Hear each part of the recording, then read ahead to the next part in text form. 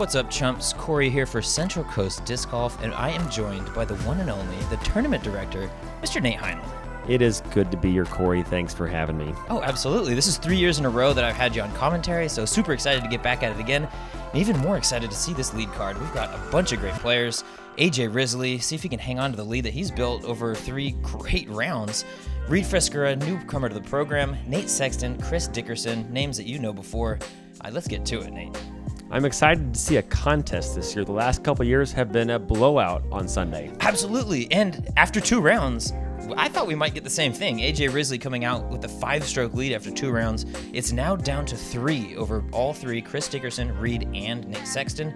Getting us started on hole 1, par 4, 633 feet. This is dangerous, Nate. It's the damn hole. I like that. There might not be a more intimidating hole in disc golf to start your round, but for a par 4, it's actually very birdieable. It actually played as the 5th easiest hole for the day on the final round, and the wind was down. You can see the trees not really moving there at all.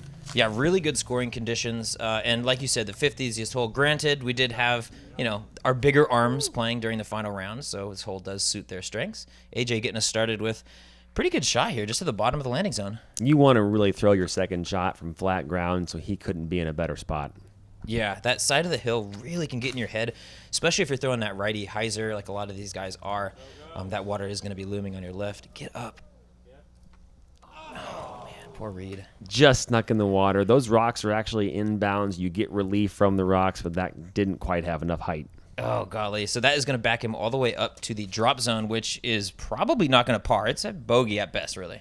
The drop zone is easier than in past years where we actually moved it up about 60 feet so you wouldn't have so many shots in the water from both the tee and the drop zone. Sure. And that was Nate just playing his typical sidearm straight to the side of that hill. It's going to have pretty good footing and a pretty good lie for his approach. We saw Chris Dickerson during rounds 2 and 3 really just crush it all the way over there. It's surprising to see him maybe let off a little bit, trying to set himself up for the routine approach. This is actually a really hard lefty drop zone shot because really you can't really get it anywhere close to the basket because you're going to see a skip like that all the way down the hill. You can see how dry it is right now. Absolutely. I was going to mention that last year, and I think the year before, it was really, really green. I don't know if you guys are having like a drought or a dry season, but definitely some of the skippier and more brown grass we're seeing this year. I think in the last 5 weeks, we've had less than an inch of rain. So we are in officially a drought. It rained all of June, and July was very calm. Okay, I'm from California. You can't call that a drought, Nate. We haven't seen rain in 10 years. It's a drought for good old Illinois, I guess. All right, very fair. We see Chris. Wow, this posterizing this hole. That's how you designed it, right? Park. That's such a great way to play the hole. Throwing it on top of the hill and just setting it next to the basket. 51% of the field birdied this hole during this round. That's the highest we've ever seen for this tournament. That's honestly shocking because it is not an easy get, and 50% of the field is starting off their round with a birdie, though. At Ledgestone, you need all those you can get. Reed with a nice little controlled upshot. AJ, right before him, should be in position for the birdie. Nate went surprisingly way long on his upshot. You don't really see a lot of shots coming from that far past the basket, so I think he was being pretty safe there. Yeah, safe, and like you said, that side of the hill, not ideal to throw from AJ. The surprising miss. Yesterday we saw him locked in on the putting green. Maybe a little nerves. I mean, this is hole 1. He's got a 3-stroke lead.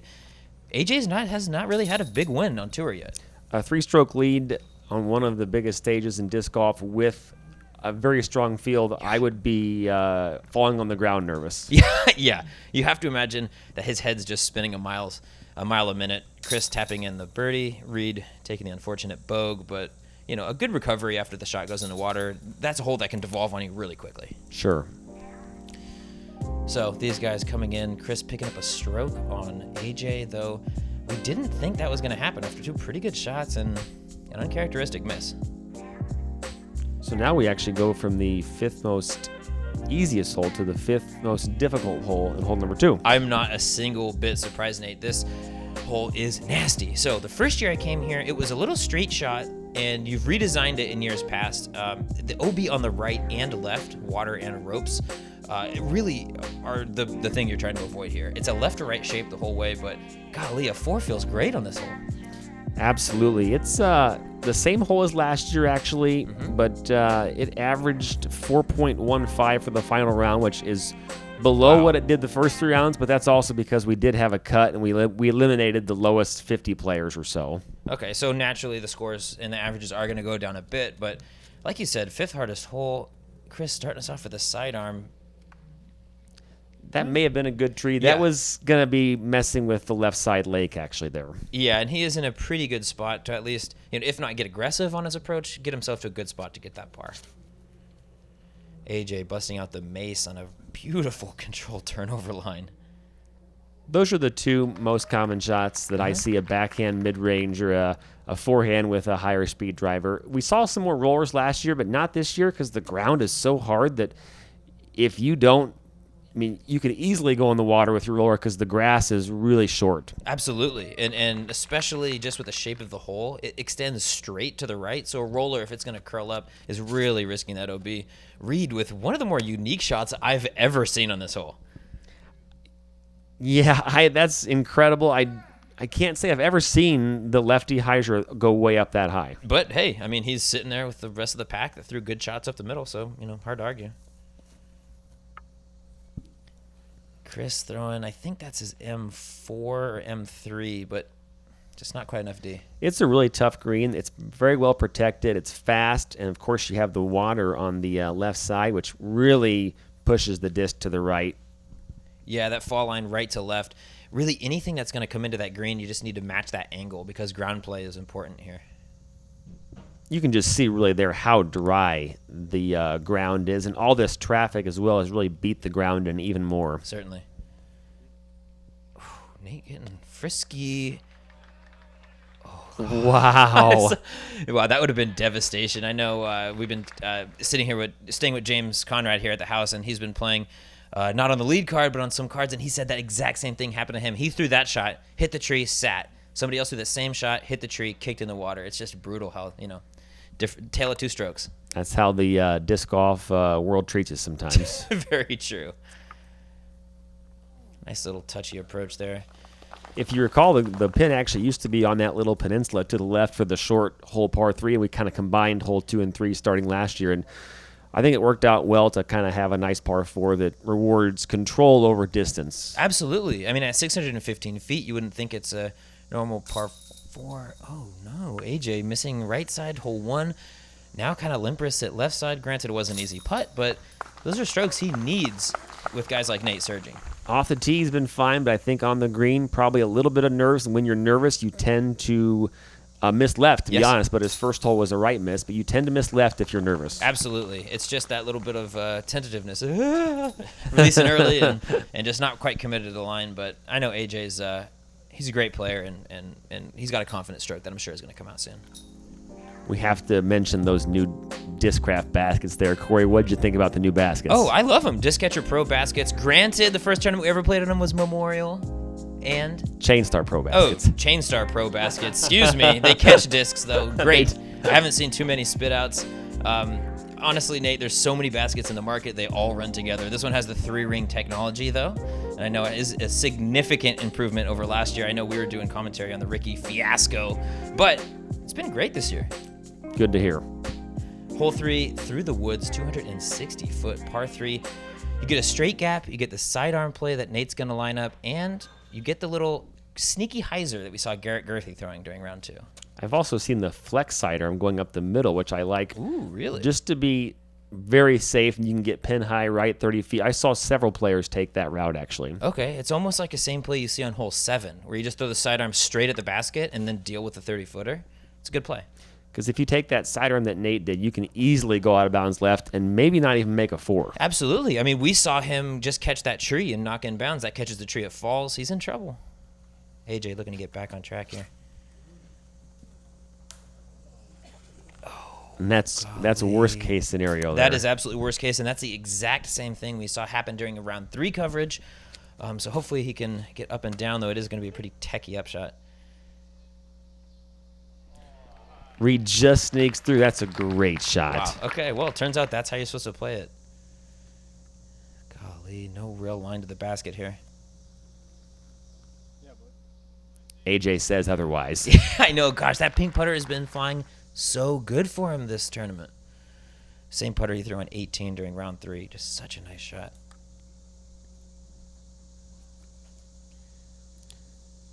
For such a short hole, only 32% of the field actually gets it in circle 1 in regulation. So that really shows how tight that gap is through those pine trees. Yeah, and you're not kidding. You stand there. The video doesn't quite do it justice, but when you're standing on the tee, it's for real.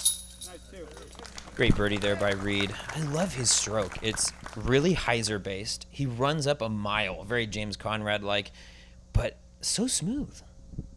Good to see him out here on lead card. Chris really just dedicated to the routine, looking to tap his in, get on with his day. You don't see Chris on tour that much, No. but he probably has the fourth or fifth best rating in the world right now. You're absolutely right. 1036 is 100% legit. We just filmed him out in Nashville for the Music City Open, where he went to a playoff and really held it down. Such a good player, man, especially in the woods. Granted, this isn't necessarily a woods course, but he can hit a line. It is a control course. You have to, no question. You have to. If Nate Sexton's on the top card, he is the guy that keeps it in the fairway and doesn't make mistakes, and that's kind of what Chris's MO is as well. You are absolutely correct. Really, it's a control at distance. It's not too long of a course. It's not too wooded of a course. But like you said, you need to hit your spots and stay in bounds. 423-foot par 4, or hole 4, par 3, excuse me, does have the little bit of flat off the tee. Then quite a drastic drop-off once you get down to this pin. That OB sidewalk does loom large, especially if Reed maybe opted for the backhand. Yeah, it's something that it plays 330-ish. I've seen putters thrown, but if you get a backhand turnover that goes over the hill turning right, it is out of bounds unless it hits a tree. Absolutely. Discs love just to keep on running right. We saw Eric Oakley go OB during a round 1 coverage that way. Nate just didn't quite get it high enough there. I did see him throw a dart probably in round 2 that was all the way down almost to the basket, which is incredible. Yeah, that's his play here. The dart, just really get it gliding forward. Chris with the glow putter, PA 2 or 3, not exactly sure which one. He's down there. AJ going back to the mace well. Whoa, get back.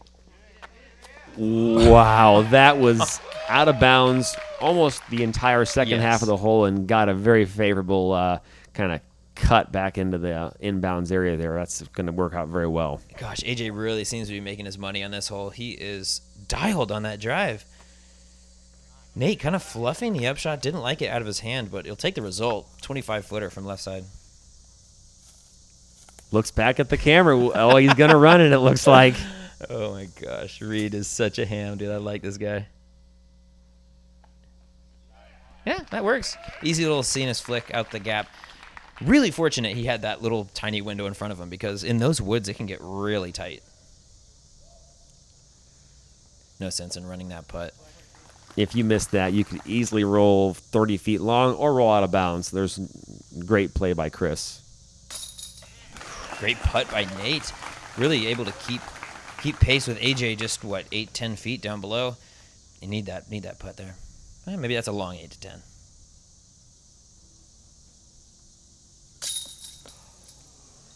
I thought maybe he was going to bank it off the tree back in the basket. Jump it back in, but golly, weak left side again.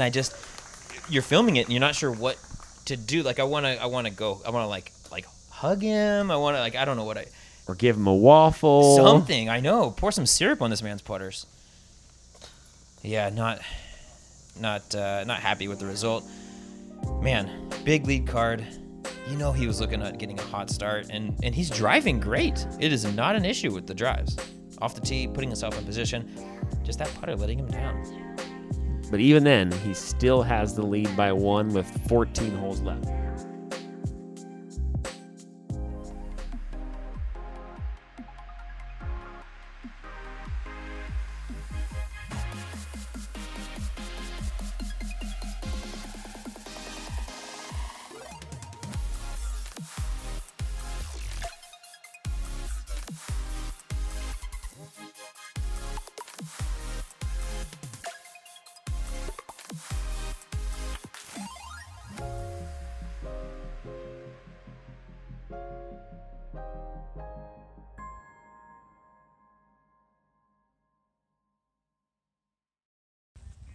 big shout out to Central Coast Disc Golf for the great work that they do. If you like Central Coast Disc Golf and you like the Pro Tour, use their coupon code to buy stuff at the Pro Tour store. dgpt.com/shop.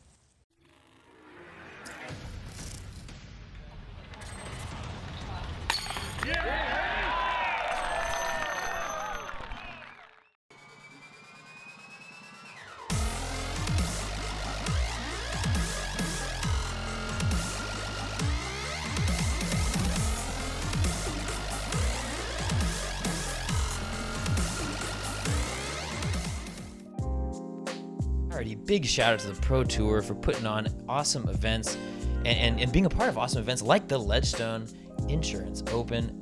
Nate, big shout out to you and all the people behind the tournament staff for putting together the biggest paying out tournament every single year. It sure seems like one of the bigger fields. Maybe GBO might have you there, but tons of people, tons of courses, tons of awesome golf. Thank you. It is a lot of fun and a lot of work, but it is it's fun to see all these players playing this course. Yeah, and Reed, the lefty, taking the ridiculously aggressive Spikeiser flex line over the baseball field. What? What? He just carried 500 feet of OB. I'm going to keep saying because I've never seen a lefty get that close to the basket ever. I'll be honest with you, the only person I've seen get closer to the basket, righty or lefty, is Paul when he stuck it in the cage. Or Greg Barsby. When he aced it. That is true. That is true. There's been two. But that's such a tough shot for a left-hander. Exactly. Now, having said that, with the drop zone where it is and how it plays, it really doesn't matter how much you're carrying. You know, if you're trying to park it, you're trying to park it lefty or righty. You're going to go back regardless. Nate, we saw pumping a pretty safe straight shot. Chris getting so flirty with that edge. Getting jiggy with the edge there. Oh, my gosh. But he is going to be inside the circle with a putt for two. We did actually move the drop zone up about 50 feet this year, so it's an easier four opportunity. This hole actually played as the second most difficult hole once again for this round. Oh, I mean, not one bit surprised. Yeah, golly, AJ putting it up in the air, and that air getting under it, not allowing him to get that distance, is going to go to that 50-foot closer drop zone, like you mentioned. But with the drop zone, it really isn't that hard of a shot to throw a hard hyzer and have a putt for a circle four. Yeah, no, exactly. And I remember in years past, this hole has gotten people with like 10s, 12s, 13s. So good to see, maybe not an entire tournament destroyed by one hole. This hole used to be stroke and distance, and now it's mostly just stroke because you can move up to the drop zone at least. AJ, oh, there it is. What do you know? I can putt.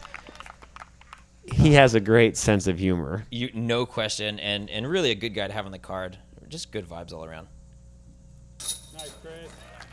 Great birdie by Chris. Really, you could see I'd say you could see the focus in his face, but I feel like that's just his look. I've never seen him not focused. Exactly, right? He's just got that robot-style look. All business. He's here to win. Reed, maybe? He's here to put on a show. Once again, Reed's drive with a left-handed shot was almost hit the left field foul pole. That's how far left he got it. Incredible shot. Look at this. Reed just ripping the Ballista Pro. I love that disc. It's so good. It's like the strike that a pro can throw. See that water tower in the background there? Painted up repainted. And nice. I noticed that. Repainted and clean. I wasn't sure if that was a tournament doing or a city doing. I actually did it myself. I cleaned it all up. I'm kidding. They Yeah. had to put scaffolding up there, and it was a monumental task. Oh, I bet. I mean, to be fair, it was nasty before, so I'm sure they scraped into the whole thing. But anyways, looking beautiful. Hole 6, par 4, 897 feet. This is the left pin. Now, this is one of the two holes on the course that does have two pin positions. What's the mindset there? I watched the coverage last year, especially on 13, and saw the same shot every single round on 13. So I wanted to see the left side fairway used. And here the thought was to give the lefty an easier second shot on that right pin. And we saw a lot more aggression here. This did play as the most difficult hole in the course again. Yeah. But we saw several birdies. Yesterday's round, we saw 11 or 12 birdies, and that's what you want to see. That's honestly shocking that it's only 11 or 12. I mean, at 897 feet, every single player in the field, any competitive pro in the field can throw this distance in two throws. It's all about that OB looming large right in front of your face. It's the right side OB is the problem because if you go out of bounds left, you get all the distance. If you go out of bounds right, you're almost all the way moving back up 100 feet at the most. Yep. So that's why you see these guys not attacking the right side, except for maybe AJ, because I've seen him take this shot on the right sideline every round. He just trusts this honey enforcer. Oh my golly, that was crushed. That was all the way down to the corner. Way down there. So was there a reasoning behind putting the OB on the left side, or is that just a pace of play kind of, we don't want people throwing from out of the nasty woods? We've had the OB on the left side for 4 years now, and the main reason is that it's a disc losing machine over there. And it's so thick. It's honestly, playing from the line on the left is probably the same thing as forcing them to play from the wood, so that's the main reason why. Yeah, no question. And on top of that, it's just snuck out of bounds. It's so frustrating. You said this grass is more dead and more dry than usual, and that just hit right in the center of the fairway, got that unfortunate skip out of bounds. Reed, though, putting a smash, almost acing the right pin. And see, last year that would have been out of bounds because that green did not extend over there. So that's why we're seeing more birdies and people attacking this hole more. Nobody really went for it last year. We had a couple birdies, but that was why I kind of changed the design up a little bit. Well, especially because if memory serves me, as AJ just puts an absolute hurting on that second shot. I think he can make that one. I think that's close, and that's well within nervous championship putt range. But in 2 years ago, I remember it was a par 5. Last year, you shifted it to a par 4. This year, it doesn't feel like there's that. It felt almost like an eagle last year because it was a par 5 the year before. I think a couple years removed from that, people are getting a little bit more aggressive for that 3. And once again, 2 years ago, this was stroke and distance, and now it's just normal OB. Mm-hmm. And I believe it has to be, right, just to even get sanctioned. We could get a waiver X tier from the PDGA, just like the USDGC does, but the ratings wouldn't count if we did it that way. So it's better this way because it keeps the pace of play going as well. Yeah, we were kind of struggling with that same thing at San Francisco Open. We had a hole that we were going to have people kind of throw 17 at USDGC as AJ taps in his birdie putt there, great series of shots. But that same thing, we wouldn't have had the sanctioning, and it was just a whole debacle. So we put a drop zone, and we moved on. Nate tapping in his routine 4. Just went casual backhand sidearm, a little bit of dart approach. No reason to get frisky. And you can tell he's not even playing for birdie there. 0%. Off the tee shot, he's not even playing for birdie. He really clearly has a game plan for every single one of these holes. It feels like he came here and just tried to devise the easiest way to avoid OB and just get your birdies when they can. And it's paying dividends. He's on the lead card, 1 stroke off the lead. AJ taking that back with that birdie now. Moving us on to hole 7. Really stark contrast to hole 6. I don't know if it was intentional to have it feels like the shortest. It might not be technically the shortest. I think hole 3 might be shorter. But just a touchy little woods shot right after 2 total crushes with OB. This has been the hole after the long one for the last few years.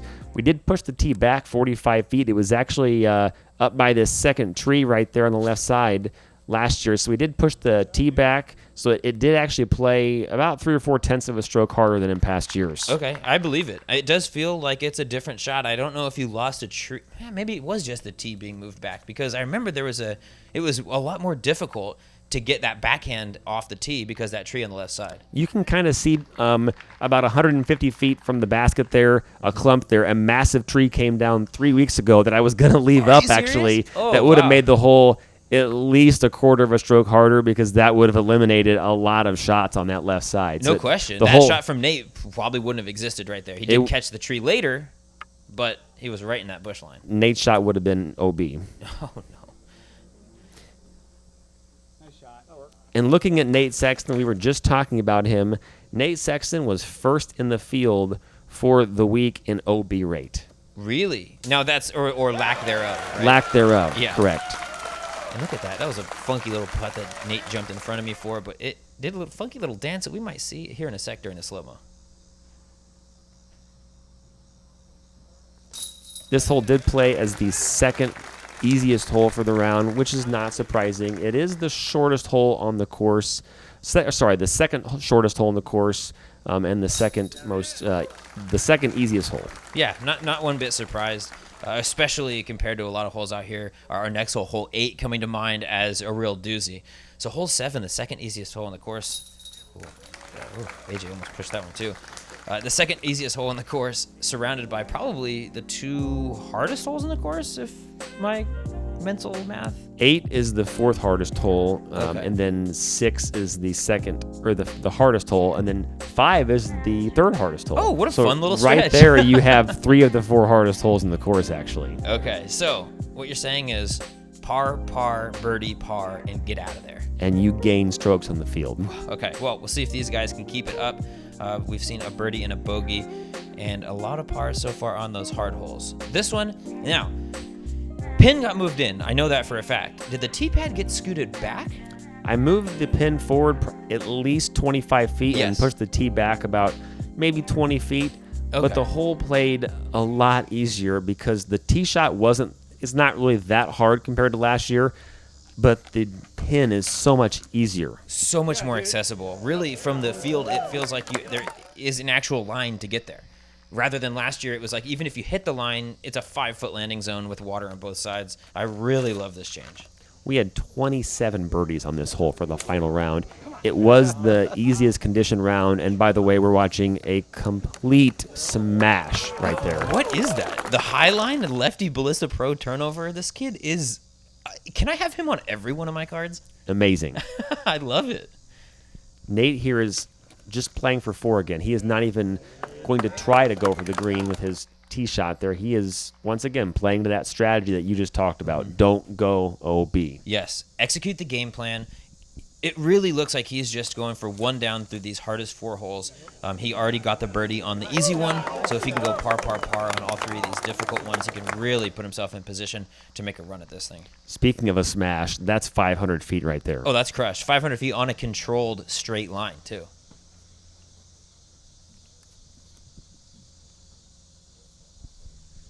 Nate, again, executing the game plan. X-Cal off the tee, Sexton Firebird up to the mouth, and he's got, what, a 75-foot little jumper right at it? 70-footer, correct. Only 15% of the field got this second shot in Circle 1 regulation, which is a lot better than last year. It was, to make a birdie last year, you had to pretty much make a 40-footer. Yes. All these guys right here that are trying to put it close to the basket. Oh, God, it's going to be left side. We actually cleaned that right side up a little bit compared to last year, and he'll actually have a putt there. Yeah, I remember last year, especially when you got towards that water, it was a pretty gnarled mess down there. Reed going compass over the water. Whew. I thought that was going in the water. I know. Thought that would hit that hillside. I actually had the left side hillside shaved down. It looks like it. But long of the basket, I left the grass up just to, give kind of the reason to be aggressive. And there's another left side miss from AJ. Gosh, he's frustrated, but what do you do in this situation? You're missing left. I mean, you don't. It's not like you want to miss left. You're not trying to, but just got to get on top of it. I don't know. Chris here with a sneaky little 3-putt. Yeah, you could tell he had something in the way, but I think he wanted to make that one. Yeah, he definitely had to straddle out, but that was well within Dickerson range. Good putt. Good cleanup there by Reed. Reed almost playing the old hole, like getting it outside the circle long. He probably would have had a pretty easy putt for his 3. I didn't really see many people at all go long with their second shot. having to putt back at it. Yeah, definitely not. Everybody here with their tap-ins. And that's just so common, I feel like. Just a bunch of 4s. Good on these guys for not letting it get on top of them, though. We had a pretty quality gallery out there for our final round. During round 3, I feel like there was a bigger gallery on Macbeth's 10th card than there was on lead card. But fortunately, everybody out here in force, I feel like last round they want to see the winner. Absolutely, and even though Macbeth was shredding it by the back 9, people knew that Macbeth wasn't going to win. He did play a great round, but the gallery got a lot bigger as the day went on. Yeah, well, in fairness to the rest of the field, the gallery should have known from before the 2nd or 3rd round that Macbeth probably wasn't going to win. He was 20 strokes off the lead. He could have got 20 down and not 1. But we're here. AJ's lining up the mace, which he's been dialed with on this hole. I think that has to hurry. I don't think it will. That mace is so straight. It's not what you want. AJ. I know you're better than that, buddy. So he'll move to the drop zone throwing 3. Yes, and the drop zone is the front of the bridge. Correct. And that's probably going to be in bounds just Oh, it probably won't be in bounds. No, I thought it was going to glide. That thing dumped. I don't know what it was. This hole actually played as the 7th most difficult hole.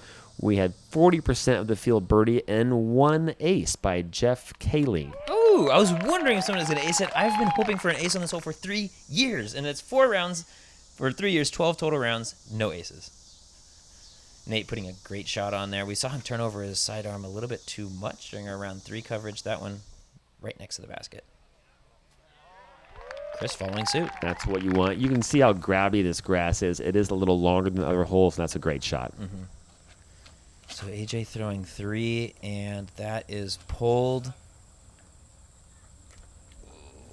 Unfortunately, because he never crossed back in bounds, he has to rethrow again. Yes, so him and Reed will now swap off. Reed looking to get in bounds, but AJ is going to be throwing 5 from the drop zone with a 6 at. Well, I mean, he could throw it in for 5, but a 6 at best, really. Hits the rope, stays in bounds. AJ actually should have thrown again there. You actually keep throwing until you get it in bounds, actually, but it doesn't really matter, I guess. We'll stroke him. Well, I think he's stroking himself. This is worst case scenario here. Yeah, somebody get Johnny on the phone. Oh, come on, get it in. There you go, bud. All right, I think he's That running the looks good. basket now. Thank you, DGPT Black Ink Discs Wall. Okay, that's all I got to say. Steve Dodge put that wall there just for AJ. Just to kidding. let him off the hook in the final round. Appreciate that, Steve. Oh, right side corner pocket. I like Count that. it. No chains required. I mean, he hit the chains, but that thing would have been in with nothing. Throw it in the bucket. I'll be honest with you, I think that's the best putt he's had all day. That was just nice and easy into the center of the chains. But you can see the gallery. I mean, what do you say when he taps in an 8 like that? I think you just go give him a hug. That's exactly my sentiment. I mean, Or a waffle. one of the two. Well, Waffle House, I'm sure, will handle that after the round. So he's had reservations after each tee time. I know that. So fingers crossed. A good old-fashioned breakfast at night can help the situation. Nate tapping in the birdie, keeping himself on pace with his game plan, but AJ just, I mean, there's nothing to say, Nate. All of a sudden, it's a battle between Nate Sexton and Chris Dickerson. You're absolutely correct. With that 8 there, taking him down to 16 down for the overall event, and 5 strokes, behind the lead. Just 1 hole. Now, that is going to finish off our front 9 coverage. I'm sorry it had to end on such a down note like that, but good news, Nate. We've got a battle between these two. Sexton and Dickerson tied at 21 down, heading into, frankly, the more birdieable section of the course.